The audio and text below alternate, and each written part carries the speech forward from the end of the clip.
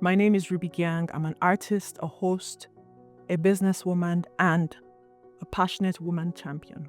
To me, being a woman champion means that you are aware that women have fundamental human rights and they deserve to have those rights fulfilled to the fullest extent possible.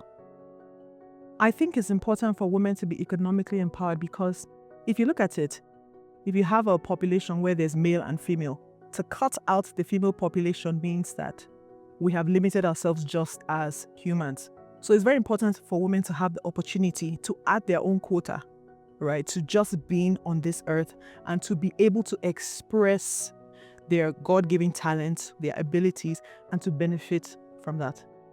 As a woman in business, the constraints are a lot simply because you are the core provider of caring for the family, particularly for children.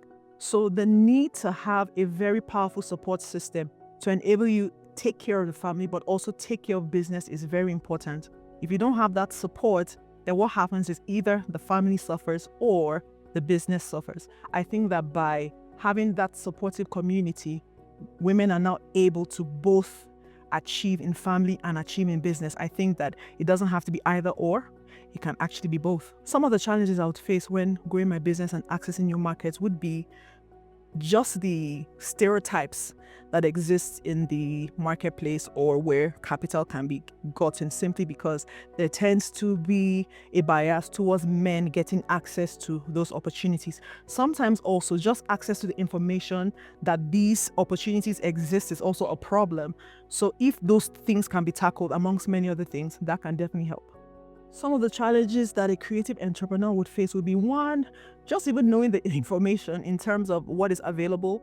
Two would also have to be that because our industry is not as structured, I put this as, say, the banking industry or construction, is harder to access loans simply because the people in the business side don't truly see the business of what we do. So another thing would be the ability for creatives to speak business needs, right? And be able to communicate their value, communicate the value of the product or services that they have, and adequately communicate how the benefits to the funders will come. So those are some of the things I've faced and I've had to grow in, I've had to learn.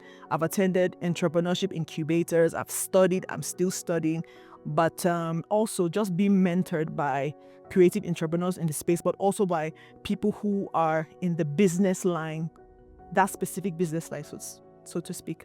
The most powerful way that this policy could impact me as an entrepreneur, to be honest, would be access to partners, who I could work with, but also access to funding and access to information, access to the trends, access to what is happening in the policy space, in the government space, in the business space.